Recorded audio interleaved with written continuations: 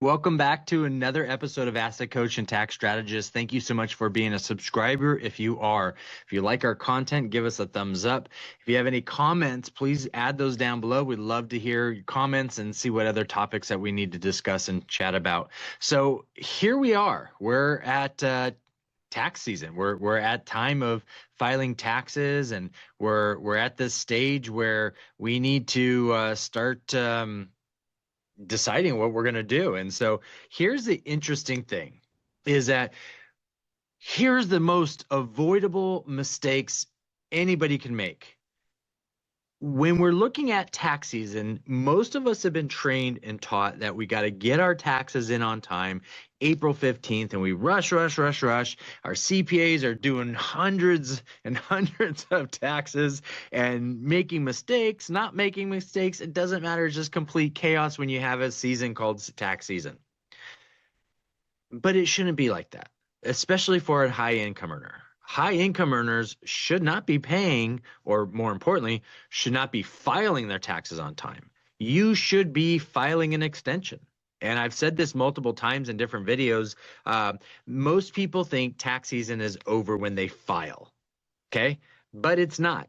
It's the biggest mistake for you as a high income earner actually make. These next 60 days after filing, they cost you. And what do I mean by that? Well, when you file your taxes on April 15th, right, you're submitting, basically your CPA is submitting a tax return based on what happened last year, right? There really is not a lot to do. So if you are dissatisfied with the amount of taxes you're paying, if you're dissatisfied with the results, there is no one to blame but yourself. It's not your CPA. Your CPA is doing exactly what you want them to do.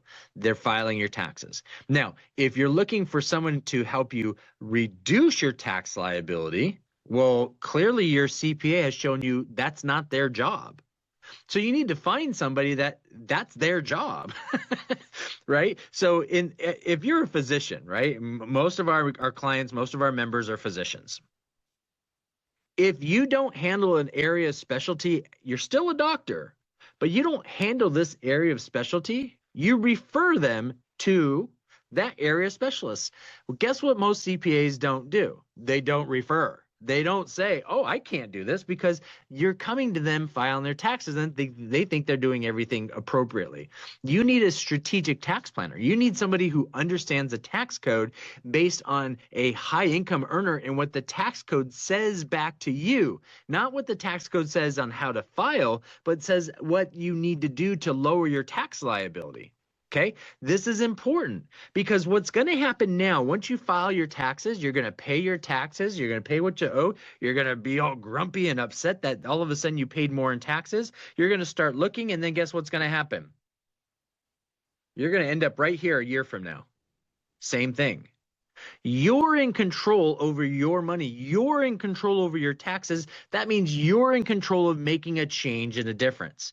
You need to find a strategic tax planner. Now, what are they going to do? Well, they're going to look at missed deductions. They're going to look at high tax liability situations. They're going to look at poor structure. They're going to look at income shifting and structuring and other assets that you want to put your money into. Okay? Here's the key to tax reduction. You ready? Here it is. Shift the income and the assets away from you. If you own the assets, if you control that income, you file taxes as an individual taxpayer, you will pay the taxes on that.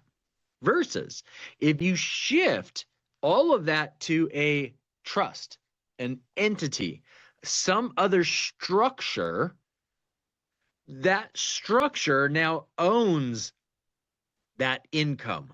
In that situation, in an LLC or something, another like business entity, it would be created as revenue for that entity. Then what does a business do?